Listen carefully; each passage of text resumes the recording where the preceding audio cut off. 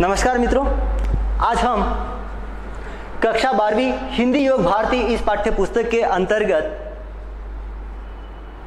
5वीं रचना गुरु नानक देव जी की गुरुबानी इस कविता का अध्ययन करेंगे।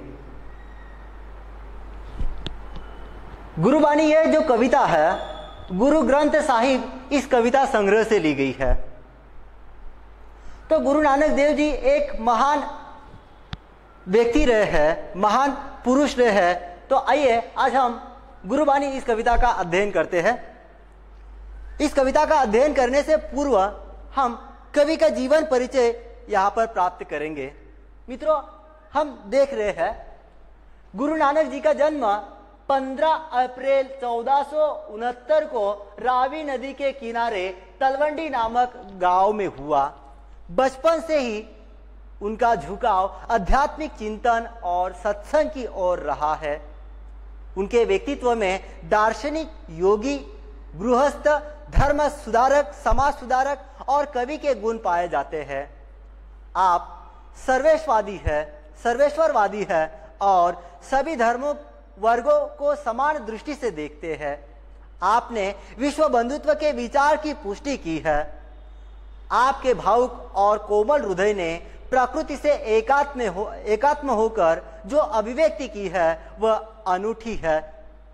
आपकी काव्य भाषा की विशेषता यह है कि फारसी, मुल्तानी, पंजाबी, सिंधी, खड़ी बोली और अरबी भाषा के शब्द आपकी भाषा के अंतर्गत समाविष्ट हुए हैं। सहज सरल भाषा के द्वारा आप अपनी बात कहने में सिद्धहस्त है। ऐसे प्रसिद्ध संत कवि गुरु नानक देव जी का निधन सन 1539 में हुआ। इस प्रकार से कवि गुरु नानक जी का जीवन परिचय रहा है। गुरुबानी ये जो कविता है संत गुरु नानक जी की गुरु ग्रंथ साहिब इस कविता से इस रचना कृति से ली गई है। अब हम इस कविता का विधा परिचय प्राप्त करेंगे। गुरु नानक देव जी ने गुरुबानी इस कविता के अंतर्गत पदों का प्रयोग किया है। पदों में यह कविता लिखी गई है। पद की विशेषता यह होती है कि पद यह काव्य रचना एक गेय शैली की रचना रही है। पद इस काव्य रचना के विकास में मूल स्रोत लोकगीतों की परंपरा को माना जा सकता है। हिंदी पद शैली में विभिन्न छंदों का प्रयोग अनेक निश्चित रूपों में हुआ है। हिंदी साहित्य में पद शैली की दो निश्चित परंपराएं मिलती है। एक संतों की शबद शैली, मतलब जैसे कबीरदास जी की शबद रचना रही है जो हमने पिछले वर्ष के पाठ्यक्रम में भी पढ़ाते समय मैंने आपको बताई थी। दूसरा कृष्ण भक्तों की परंपरा में भी रही है। मतलब यह हिंदी साहित्य में पद शैली की जो परंपरा रही है निश्चित दो परंपराओं के अंतर्गत मिलती है। एक संतों के शबद रूप में और दूसरी कृष्ण भक्त कवियों की परंपरा के रूप में। अब हम इसके बाद गुरुबानी इस कविता का संक्षेप में पाठ परिचय प्राप्त करेंगे। मित्रों, गुरुबानी यह कविता दोहों में लिखित है, पदों में लिखित है। इन पदों तथा दोहों के अंतर्गत कवि गुरु नानक जी ने गुरु की महिमा, कर्म की महानता, सच्ची शिक्षा आदि विषयों पर अपने विचार अभिव्यक्त किए हैं। मनुष्य जीवन को उदात्त और चरित्रवान बनाने में गुरु का मार्गदर्शन, मनुष्य के उत्तम कार्य और सच्ची शिक्षा का बहुत बड़ा योगदान रहता है। गुरु द्वारा दिया जाने वाला ज्ञान ही शिष्य की सबसे बड़ी पूंजी होती है और इसी बात को यहाँ पर महत्व देने का कार्य गुरु नानक जी ने किया है। साथ ही साथ ये भी बताया है कि संसार मनुष्य की जाति का नहीं अपितु उसके उत्तम कर्मों का सम्मान करता है। संसार के अंतर्गत मनुष्य की जाति का सम्मान नहीं होता है बल्कि उसके कर्मों का सम्मान होता है। मनुष्य का श्रेष्ठत्व मतलब मनुष्य की महानता उसके अच्छे कर्मों से सिद्ध होती है, न कि किसी की जाति से। गुरु नानक ने कर्मकांड और बाह्य आडंबर का घोर विरोध किया है। इस प्रकार से गुरुबाणी इस कविता के अंतर्गत संक्षेप में काव्य पाठ परिचय रहा है। अब गुरु नानक जी अपनी कविता की पंक्तियों में क्या कहते हैं इसे देखेंगे। मित्रों, गुरु नानक जी कहते हैं, नानक गुरु न चेतनी मणि अपने सुचेत, नानक गुरु न चेतनी मणि अपने सुचेत, छूते तिल बुआड़ जीव सुए अंदर खेत, खेत अंदर छूट्या कहू नानक सहू नाह, फली अही फूली अही बपुड़े भी तन विच स्वाह। यहाँ पर गुरु नानक देव जी अपने पद के अंतर्गत कहते हैं, जिसका सारांश भी यहाँ पर दिया गया है, जो लोग गुरु से लापरवाही बरतते हैं और अपने आप को ही ज्ञानी समझते हैं, वे व्यर्थ ही उगने वाले तिल की झाड़ियों के समान होते हैं। दुनिया के लोग उनसे किनारा कर लेते हैं। किनसे? जो लोग गुरु की आज्ञा का पालन नहीं करते, गुरु का स्मरण नहीं करते हैं और गुरु की बातों की ओर ध्यान नहीं देते, गुरु की बातों को लापरवाही करते हैं। ऐसे लोगों से दुनिया भी किनारा कर लेती है। इधर वे फलते फूलते हैं, कौन? वे तिल। इधर वे फलते फूलते दिखाई देते हैं, पर उनके भीतर झांक कर देखे तो गंदगी और मैल के सिवा कुछ नहीं दिखाई देगा। इस प्रकार से कविता की पंक्तियों का मतलब इस पद के पंक्तियों का भावार्थ ही पाठ्य पुस्तक के अंतर्गत दिया गया है। मित्रों, यहाँ पर चेतनी इस शब्द का समानार्थी शब्द है। जैसे हम यहाँ पर कर्सर के पास देख सकते हैं, चेतनी शब्द का समानार्थी शब्द है चेतना या महसूस करना। मनी शब्द का समानार्थी शब्द है मन। आपने इस शब्द का समानार्थी शब्द है अपने। सुचेत इस शब्द का समानार्थी शब्द है चतुर। बुआड़ शब्द का समानार्थी शब्द है बुआई करना। जीव शब्द का समानार्थी शब्द है जैसे। सुए शब्द का समानार्थी शब्द है सोए हुए। छूटा शब्द का समानार्थी शब्द है छूट पड़े है। सौ शब्द का समानार्थी शब्द है सौ। नाह शब्द का समानार्थी शब्द है नाथ, प्रभु, ईश्वर। बपुड़े शब्द का समानार्थी शब्द है विचारे। तन शब्द का समानार्थी शब्द है शरीर। स्वाह शब्द का समानार्थी शब्द है राख होना। मित्रों, इस प्रकार से शब्दों के समानार्थी शब्द एवं संक्षेप में भावार्थ भी पाठ्य पुस्तक के अंतर्गत दिया गया है। प्रत्येक शब्द का समानार्थी शब्द आपने ध्यान में रखना है। प्रस्तुत पद के अंतर्गत संत कवि गुरु नानक जी कहते हैं कि जो लोग अपने जीवन में कभी गुरु को महत्व नहीं देते हैं, गुरु को याद नहीं करते, गुरु को स्मरण नहीं करते हैं अथवा गुरु की बातों को मानते नहीं है, वे लोग अपने आप को ही ज्ञानी समझते हैं, अपने आप को ही चतुर समझते हैं। ऐसे लोग जो गुरु का स्मरण नहीं करते हैं और अपने आप को ही चतुर समझते हैं, अपने आप को ही सयाने समझते हैं, ऐसे लोग व्यर्थ ही अनायास उगने वाले तिल की झाड़ियों के समान होते हैं, जिसका कोई महत्व नहीं होता है, जिसका कोई मालिक नहीं होता है और उन्हें कोई महत्व नहीं प्राप्त होता है। दुनिया के लोग ऐसे लोगों से किनारा कर लेते हैं, मतलब दूर रहते हैं। यहां तक कि जो लोग गुरु को महत्व नहीं देते हैं, ऐसे लोगों का तो ईश्वर भी कभी साथ नहीं देता है। ईश्वर भी उन लोगों का साथ छोड़ देता है। उनके भीतर अगर हम झांक कर देखते हैं तो गंदगी और मैल के सिवा कुछ नहीं होता है। ये लोग अपने जीवन में चाहे जितना तरक्की कर ले, पर इनके जीवन को कोई महत्व नहीं प्राप्त होता है।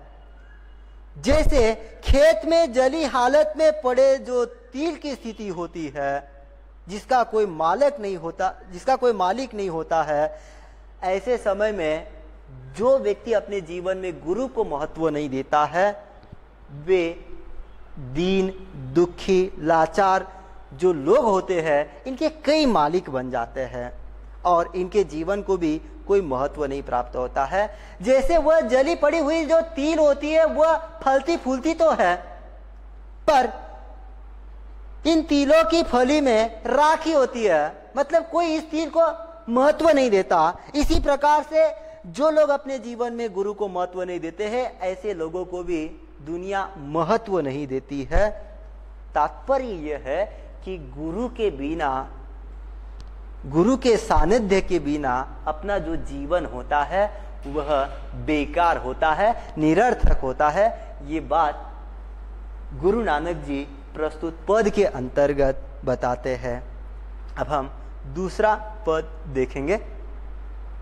कवि यहां पर कहते हैं, जली मोह घसी मसी करी, जली मोह घसी मसी करी, मती कागज करी सारू, भाई कलम करी चितु लेखारी, गुरु पूछी लिखू बिचारी, लिखू नाम सलाह लिखू, लिखू अंत न पारावार। मित्रों, यहां पर जली शब्द का समानार्थी शब्द है जलाकर, घसी शब्द का समानार्थी शब्द है घीसकर, मसी शब्द का समानार्थी शब्द होता है, मसी शब्द हम कर्सर के पास देख रहे हैं, स्याही। सारू शब्द का समानार्थी शब्द है बढ़िया अथवा श्रेष्ठ, सुंदर। भाऊ शब्द का समानार्थी, भाई शब्द का समानार्थी शब्द है प्रेम। पूछी शब्द का समानार्थी शब्द है पूछ कर। पारावार मतलब आर पार, अनंत जिसे हम कहते हैं, जिसकी कोई सीमा नहीं होती है। यहां पर भावार्थ भी इन पंक्तियों का दिया गया है। पाठ्य पुस्तक के अंतर्गत भावार्थ है जिसे हम देख रहे हैं, मोह को जलाकर उसे घीसकर स्याही बनाओ। पंक्तियों में क्या कहा गया है? मोह को जलाकर घीसकर स्याही बनाओ, बुद्धि को श्रेष्ठ कागज समझो, प्रेम भाव की कलम बनाओ, चित्त को लेखक और गुरु से पूछकर लिखो नाम की स्तुति, मतलब ईश्वर की स्तुति का लेखन कार्य कीजिए। और यह भी लिखो कि उस प्रभु का कोई अंत नहीं है, मतलब ईश्वर अपरंपार होता है, अनंत होता है। इस प्रकार की बात यहाँ पर भावार्थ के रूप में पाठ्य पुस्तक के अंतर्गत दी गई है। यहाँ पर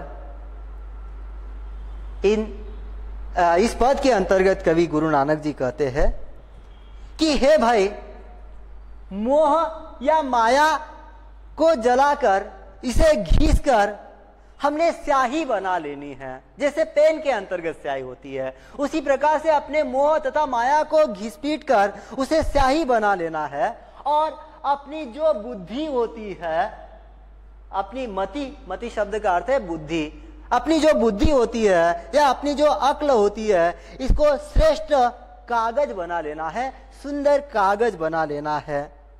और अपने प्रेम भाव की कलम से अपने चित्त को लेखक बनाना है।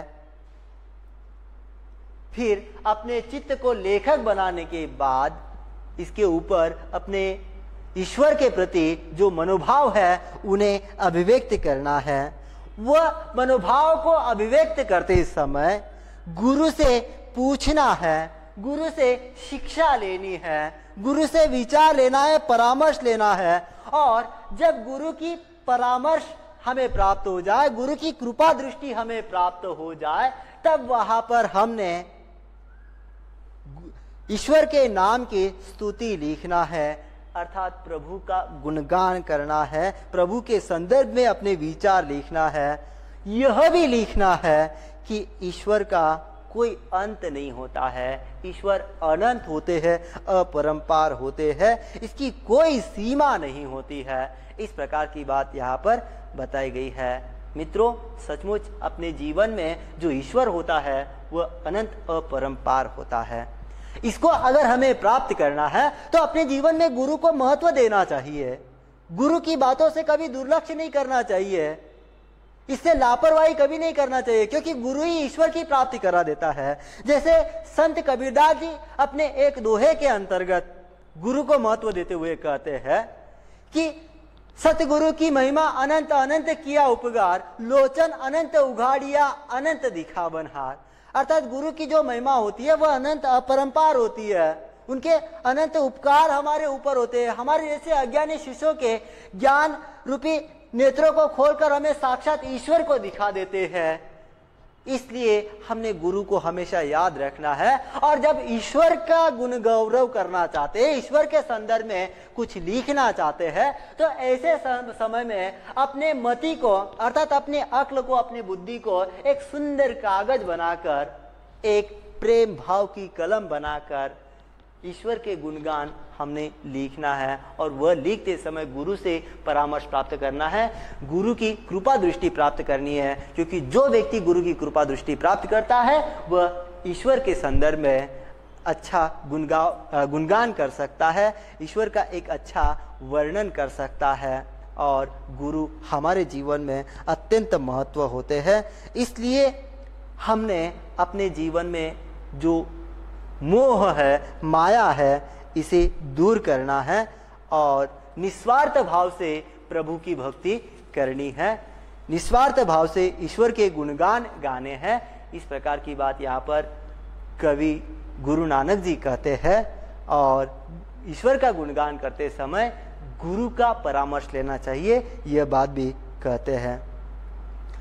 कवि आगे पद में कहते हैं, मन रे अहिनिसी हरि गुण सारी, मन रे अहिनिसी हरि गुण सारी, जिन खिनु पलु नामु न बिसरे, ते जन बिरले संसारी, ज्योति ज्योति मिलाइए सुरती सुरती संजोगु, हिंसा हौ में गतु गए नाही सहसा जोगु, गुरुमुख जिसु हार मणि, बसे तिस मेले गुरु संजोग। यहाँ पर शब्दों के समानार्थी शब्द भी अर्थ भी हम देखेंगे। अनि इसी इस शब्द का समानार्थी शब्द है दिन रात। अहिनिसी इस शब्द का समानार्थी शब्द है दिन रात। हरि शब्द का समानार्थी शब्द है ईश्वर। सारी शब्द का समानार्थी शब्द है स्मरण करना, याद करना। पलु इस शब्द का समानार्थी शब्द है पल, क्षण। बिसरे इस शब्द का समानार्थी शब्द है भूलना, भूले। विरले शब्द का समानार्थी शब्द है जो लाखों में एक होता है, वह बिरला। हऊ शब्द का समानार्थी शब्द है हृदय में। इस प्रकार से यहां पर भावार्थ भी दिया गया है। अब हम इस पद के अंतर्गत कवि गुरु नानक जी क्या कहते हैं, जो पाठ्य पुस्तक में भावार्थ दिया गया है, इसे पहले देखेंगे, फिर बाद में इसके संदर्भ में संपूर्ण जानकारी हासिल करेंगे। गुरु नानक जी इस पद के अंतर्गत कहते हैं, हे मन, तू दिन रात भगवान के गुणों का स्मरण कर, जिन्हें एक क्षण के लिए भी नहीं भूलता। संसार में ऐसे लोग विरले ही होते हैं। कौन? जो लोग एक क्षण भी भगवान को नहीं भूलते हैं, ऐसे लोग संसार में विरले ही होते हैं, मतलब लाखों में एक होते हैं। अपना ध्यान उसी में लगाओ और उसी ज्योति से तुम प्रकाशित हो जाओ, मतलब एकाकार हो जाओ। अपना संपूर्ण ध्यान लगाओ, उस अपनी जीवात्मा को परमात्मा में विलीन कर दो। इस प्रकार की बात यहाँ पर कही गई है। जब तक तुझमें अहम भाव या मैं का भाव है, मेरा भाव है, मतलब अहंकार का भाव है, मेरी की भावना है, मतलब अहंकार की भावना है, तब तक तुझे प्रभु के दर्शन नहीं हो सकते। जब तक मनुष्य के अंतर्गत मैं का भाव होता है, अहंकार का भाव होता है, तब तक ईश्वर के दर्शन नहीं हो सकते।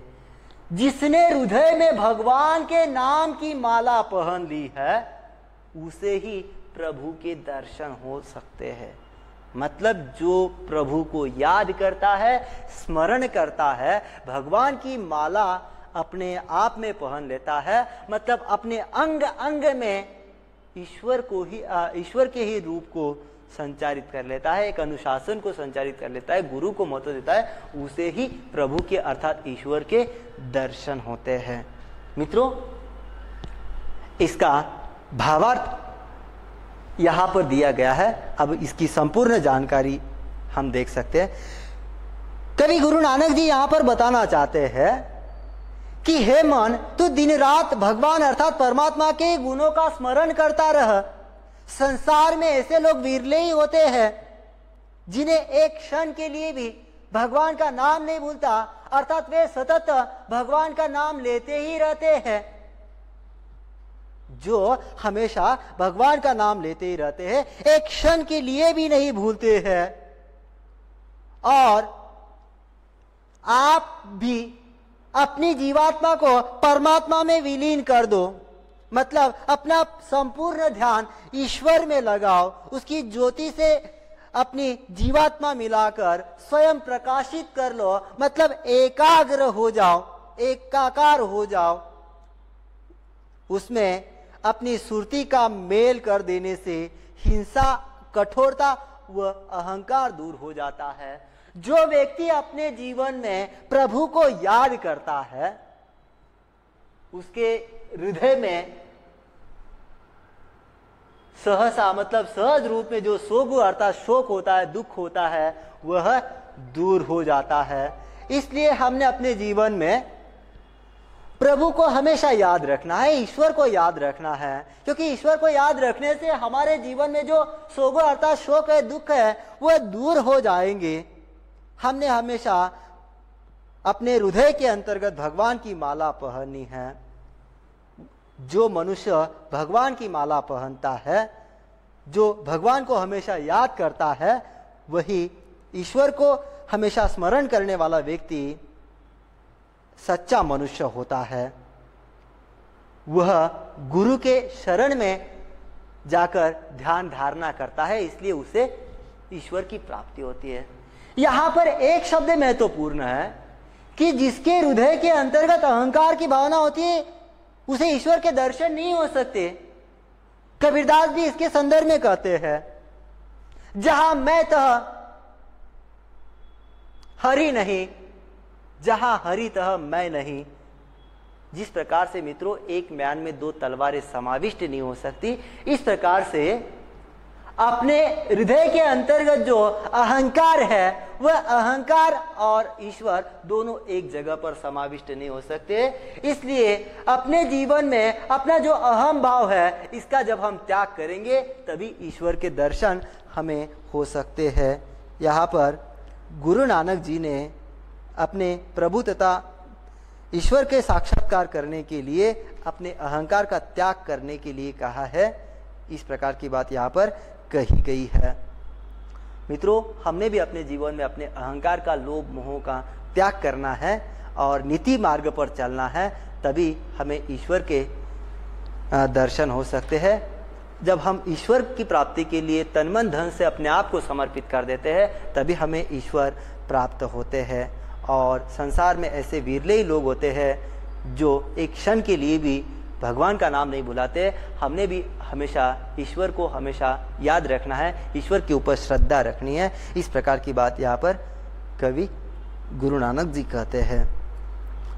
अगली पंक्ति में, अगले पद के अंतर्गत कवि गुरु नानक जी कहते हैं, तेरी गति मिति तू ही जाने, तेरी गति मिति तू ही जाने, क्या को आखी बखाने, तू आपे गुप्ता आपे प्रगटू, आपे सब रंग भाने, साधक सिद्ध गुरु वहु चेले, खोजत फिर ही फरमाने, समहि बधु पाई इह, भिक्षा तेरे दर्शन कहु कुरवाने, उसी की प्रभु खेल रचाया, गुरुमुख सोबी होई, नानक सब जुग अपने बरते, दूजा और न कोई। यहाँ पर शब्दों के समानार्थी रूप हम देख सकते हैं। बखाने इस शब्द का समानार्थी शब्द है बखानना, गुणगान करना, बड़ाई करना या वर्णन करना। मिति गति मतलब अवस्था। गुप्ता शब्द का समानार्थी शब्द है गुप्त। प्रगटु शब्द का समानार्थी शब्द है प्रकट, साक्षात। साधक शब्द का समानार्थी शब्द है भक्त। सिद्ध शब्द का समानार्थी शब्द है जो व्यक्ति अपने जीवन में सिद्धि करता है। कुर्बानी शब्द का समानार्थी शब्द है कुर्बानी, अथवा कुर्बानी शब्द का समानार्थी शब्द होता है याद करना, दया माया के लिए प्रार्थना करना। फरमाने शब्द का समानार्थी शब्द होता है आदेश देना अथवा सलाह प्राप्त करना। सोजी शब्द का समानार्थी शब्द है समझदार। यहां पर प्रस्तुत पद का दूजा शब्द का समानार्थी शब्द है दूसरा। गुरुमुख मतलब गुरु के द्वारा, गुरु के मुख के द्वारा निकलने वाला। यहां पर भावार्थ भी हम देख रहे हैं। कहा गया है, हे प्रभु, अपनी शक्ति के सब रहस्यों को केवल तुम ही जानते हो। अपने शक्ति के सब रहस्यों को मतलब अपनी गुप्त बातों को तुम ही जानते हो। उनकी व्याख्या कोई दूसरा कैसे कर सकता है? तुम प्रकट भी हो और अप्रकट भी हो, मतलब तुम गुप्त भी हो और साक्षात भी हो। तुम्हारे अनेक रंग है, मतलब तुम्हारे कई अवतार है। तुम हर जगह पर विद्यमान होते हो। अनगिनत भक्त, सिद्ध, गुरु, शिष्य हमेशा तुम्हें ही ढूंढते फिरते हैं। हे प्रभु, जिन्होंने नामस्मरण किया उनको प्रसाद में अर्थात भिक्षा में तुम्हारे दर्शन की प्राप्ति हुई है। तुम्हारे इस संसार के खेल को कोई गुरुमुख ही समझ सकता है, मतलब गुरु का शिष्य ही समझ सकता है। तुम्हारे इस संसार में तुम ही युग युग के विद्यमान रहते हो, दूसरा कोई नहीं रहता। इस प्रकार की बात यहाँ पर भावार्थ के रूप में कही गई है। मित्रों, इस प्रकार से पाठ्य पुस्तक के अंतर्गत भावार्थ दिया गया है। संत कवि गुरु नानक जी इस प्रस्तुत पद के अंतर्गत बताना चाहते हैं कि अपनी शक्ति के सब रहस्यों को केवल तुम ही जानते हो। कौन? एक तो गुरु जानता है, एक तो ईश्वर जानता है। यहाँ पर गुरु नानक जी ईश्वर को संबोधित कर रहे हैं।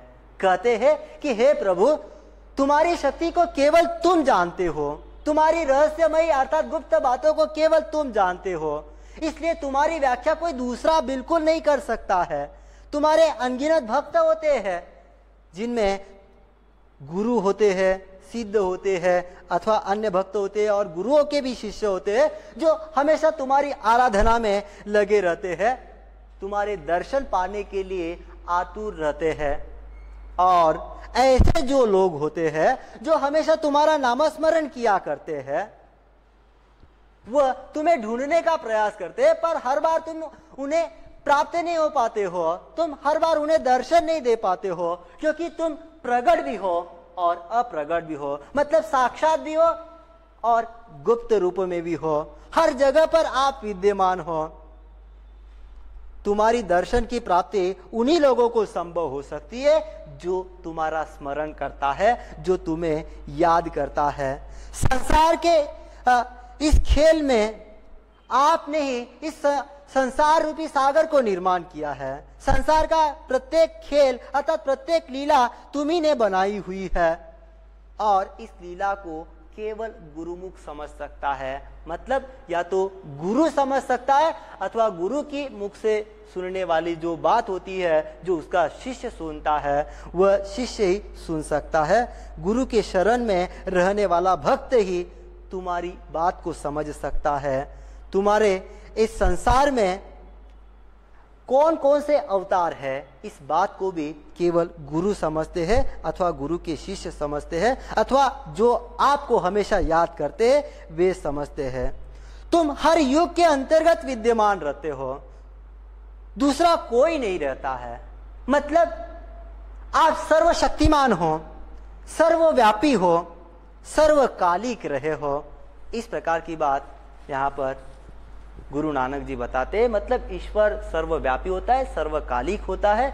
जो व्यक्ति उसे स्मरण करता है, जो उसे याद करता है, ईश्वर उसी को दर्शन देते हैं। और इसके दर्शन पाने के लिए, मतलब ईश्वर के दर्शन पाने के लिए गुरु का सहारा लेना अत्यंत आवश्यक होता है। यह बात भी यहाँ पर गुरु नानक जी कहते हैं। इसलिए गुरु की सलाह को कभी लापरवाह नहीं करना है, हमेशा ध्यान में रखना है। ये बात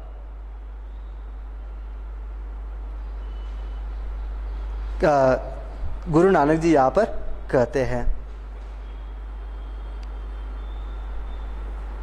दूसरा पद है, गगन में काल रविचंद दीपक बने, तारका मंडल जनक मोती, धूप मलया नील पवन चौरों करे, सकल वनराई कुलंत ज्योति, कैसे आरती हुई भवखंडना तोरी आरती, अनाहत शब्द बाजत भेरी। यहाँ पर शब्दों के समानार्थी शब्द है। गगन शब्द का समानार्थी शब्द होता है आकाश, आसमान या अंतरिक्ष। काल शब्द का समानार्थी शब्द होता है समय। रवि शब्द का समानार्थी शब्द है सूर्य। चंद शब्द का समानार्थी शब्द है चंद्रमा। दीपक दिया। तारका मंडल मतलब तारा मंडल। जनक मोती, जनक शब्द का समानार्थी शब्द है जनु। मोती जो महत्वपूर्ण रत्न होते हैं उन्हें मोती कहते हैं। मलया नील शब्द का समानार्थी शब्द है मलय पर्वत की ओर से बहने वाली हवा। पवन शब्द का तात्पर्य होता है हवा। चौरों इस शब्द का समानार्थी शब्द होता है चांवर, जो राजा महाराजाओं को हवा देने के लिए अथवा उनके आसपास कीड़े मकोड़े न आए इसलिए उन्हें उनके पास झुलाने के लिए जिस साधन का प्रयोग किया जाता था, हवा देने का प्रयास किया जाता था, वह साधन मतलब चौवर। सकल मतलब सभी। वनराई मतलब वन। ज्योति मतलब लौ। अनाहत शब्द का समानार्थी शब्द है शाश्वत, बिना बजाए अथवा अनहद। भेरी शब्द का अर्थ है ढोल। यहां पर इस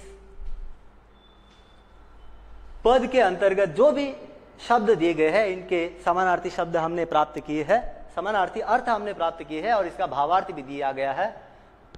इस पद के अंतर्गत गुरु नानक जी कहते हैं, हे पंडित, संसार में दिन रात महान आरती हो रही है। आकाश की थाली में सूर्य और चांद के दीपक जल रहे हैं। हजारों तारे सितारे मोती बने हैं। मलय की खुशबूदार हवा का धूप महक रहा है। वायु चंवर से हवा कर रही है, मतलब पवन चंवर से हवा कर रही है। पवन तेज रूप में बह रहा है। जंगल के सभी वृक्ष फल फूल चढ़ा रहे हैं। हृदय में अनहद नाद का ढोल बज रहा है। हे मनुष्य, इस महान आरती के होते हुए तेरी आरती की क्या आवश्यकता है, क्या महत्व है? अर्थात भगवान की आरती, भगवान की असली आरती तो मन में उतारी जाती है और श्रद्धा ही भक्ति की सबसे बड़ी भेंट होती है। फिर आप लोग थालियों में ये थोड़े थोड़े फल तथा फूल लेकर मूर्ति पर क्यों चढ़ाते हैं? क्या उसके पास थालियों की कमी है? अरे आकाश ही उसका नीलम थाल है। सूर्य और चंद्रमा की ओर देखो, वे भगवान की आरती में रखे हुए दीपक है। ये तारे ही उसके मोती है और हवा उसे दिन रात चंवर झुला रही है। इसका भावार्थ इस प्रकार से यहाँ पर रहा है। कुल रूप में स्पष्टीकरण के रूप में यहाँ पर बताया जा सकता है कि कवि गुरु नानक जी यहाँ पर कहते हैं कि हे पंडित, इस संसार में दिन रात महान आरती हो रही है। आकाश रूपी आरती के थाली में सूर्य रविचंद्र मतलब सूर्य चंद्र दीपक के समान जल रहे हैं और तारा मंडल के अंतर्गत जो मोती है वह अत्यंत सुशोभित हो रहे हैं। आकाश के अंतर्गत जो सूर्य चंद्र दीपक के भांति जल रहे हैं वह ऐसे लग रहे हैं कि मानो एक प्रकार से तारा मंडल हो जो मोतियों की भांति सुशोभित हो रहे हैं। और मलय पर्वत से आने वाली जो चंदन की खुशबूदार हवा है वह धूप की तरह महक रही है और वायु उसे चंवर हवा कर रही है। जंगल के सभी वृक्ष उन्हें फूल चढ़ा रहे हैं। हृदय में अनहद नाद बज रहा है, मतलब ढोल के भांति बज रहा है। हे मनुष्य, अपनी इस महान आरती के होते हुए, मतलब भगवान की आरती के होते हुए तुम्हारी आरती की क्या आवश्यकता है? मतलब सूर्य चंद्र ही एक प्रकार से ईश्वर की आरती कर रहे हैं। तो एक थाल में फूल तथा फल लेकर जो भगवान की आरती की जाती है, उसकी क्या आवश्यकता है, उसका क्या महत्व है? क्या भगवान के पास थाली की कमी थोड़ी ही है? भगवान की अगर आरती करनी है तो बस मन का श्रद्धा भाव काफी है, क्योंकि श्रद्धा ही भगवान की सबसे बड़ी भेंट होती है। फिर भी आप जैसे लोग थालियों में ये थोड़े थोड़े फूल और फल लेकर उसे मूर्ति पर क्यों चढ़ाते हो? मतलब मूर्ति पूजा क्यों करते हो? अरे आकाश ही उसका नीलम थाल है। ये जो संपूर्ण आकाश है ये मानो एक प्रकार से थाल की भांति है, और सूर्य चंद्र जो है वह दीपक के भांति है, और जो तारा मंडल है वह मानो मोतियों के भांति है। इसलिए आपकी आरती की कोई आवश्यकता नहीं है, बल्कि भगवान की अगर सचमुच आपको आरती करनी है तो आप श्रद्धा की भेंट चढ़ाइए। श्रद्धा अत्यंत आवश्यक होती है। श्रद्धा ही मानो मोती की भांति होती है, जो हमेशा भगवान के लिए आकर्षित करती है।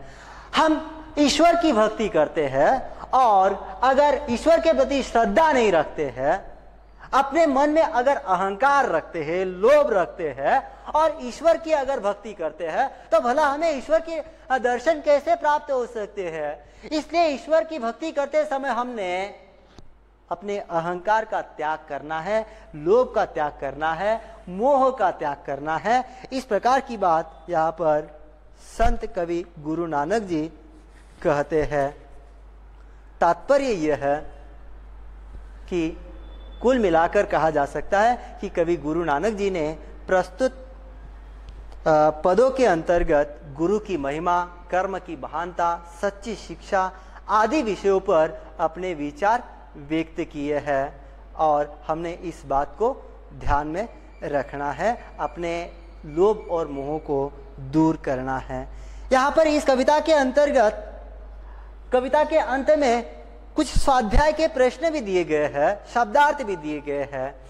शब्दार्थ यहाँ पर दिए गए हैं, जैसे हम देख रहे हैं कि बुआई करना, मसी, स्याही, अहिनिस, दिन रात, गुप्ता मतलब अप्रगट, गुप्त रूप, सकल, संपूर्ण, सौ, ईश्वर, चितु, चित्त, बिसरे, भूले, जुग, युग, भेरी, बड़ा ढोल इत्यादि प्रकार के शब्दार्थ दिए गए हैं। और स्वाध्याय के कुछ प्रश्न भी दिए गए हैं, जैसे नाम स्तुति के लिए ये आवश्यक है। नाम स्तुति के लिए क्या आवश्यक है? तो ईश्वर का नाम स्मरण करना, ईश्वर का सदा नाम स्मरण करना नाम स्तुति के लिए आवश्यक है। दूसरे इसमें हम लिख सकते हैं जीवात्मा को परमात्मा में लीन करना आवश्यक है। ईश्वर की मणि रूपी माला को अपने गले में धारण करना आवश्यक है, मतलब हमेशा ईश्वर का स्मरण करना है।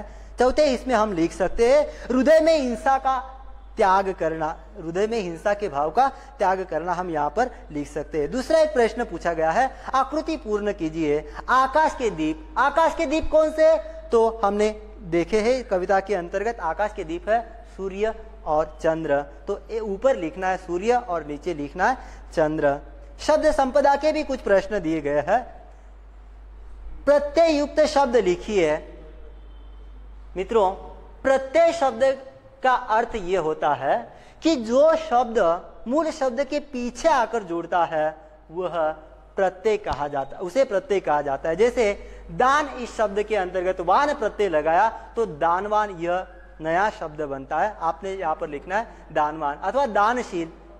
दया शब्द में आलू प्रत्यय लगाया तो दयालु शब्द बनता है। यहाँ पर आप लिख सकते हैं दयालु अथवा दयावान। गुण शब्द के अंतर्गत वान प्रत्यय लगाते तो गुणवान शब्द बनेगा, शाली प्रत्यय लगाते तो गुणशाली प्रत्यय शब्द बनेगा। अंतर शब्द में ईक प्रत्यय लगाए गए तो आंतरिक शब्द बनेगा। इस प्रकार से यहाँ पर शब्द संपदा के प्रश्न रहे हैं। अभिव्यक्ति के प्रश्न 2 दिए गए हैं। इनके आपने कविता के आधार पर, अपने मंतव्य के आधार पर स्वमत के ये प्रश्न अपने नोटबुक में लिखना है। रसास्वादन के लिए भी कुछ प्रश्न दिए गए हैं, इसका भी उत्तर आपने स्वमत के आधार पर लिखना है। साहित्य संबंधी ज्ञान के आधार पर कुछ प्रश्न दिए गए हैं। पहला है गुरु नानक जी की रचनाओं के नाम लिखिए। तो गुरु नानक जी की गुरु ग्रंथ साहिब यह रचना रही है जिसे आपने यहाँ पर लिखना आवश्यक है। आ विभाग में पूछा गया है कि गुरु नानक जी की भाषा शैली की विशेषताएं बताइए। तो हमने कवि का परिचय प्राप्त करते समय देखा था कि गुरु नानक जी की जो भाषा है वह फारसी, मुल्तानी, पंजाबी, सिंधी, खड़ी बोली और अरबी भाषाओं के शब्दों का मेल रही है। सहज सरल भाषा का प्रयोग वे करते हैं और अपनी बात कहने में आसानी से सिद्धहस्त है। गेयात्मकता भी प्रस्तुत कविता के अंतर्गत दिखाई देती है। पद्य शैली का प्रयोग किया गया है। यहाँ पर लिंग और वचन के जो प्रश्न दिए गए हैं इनको हम स्वतंत्र रूप में देखने वाले हैं। इस प्रकार से यहाँ पर ये कविता समाप्त होती है। मुझे पूरा विश्वास है कि आपको ये कविता समझ में आई होगी। अगर आपके कुछ प्रश्न है, कुछ समस्याएं हैं तो आप कमेंट बॉक्स के अंतर्गत आप अपनी समस्याओं को लिखकर भेजिए ताकि मैं आपकी हर समस्या को दूर कर सकूं। मित्रों, अगले वीडियो पार्ट के अंतर्गत हम दूसरा पाठ्य घटक पढ़ने वाले हैं। तब तक हम विदा होते। धन्यवाद।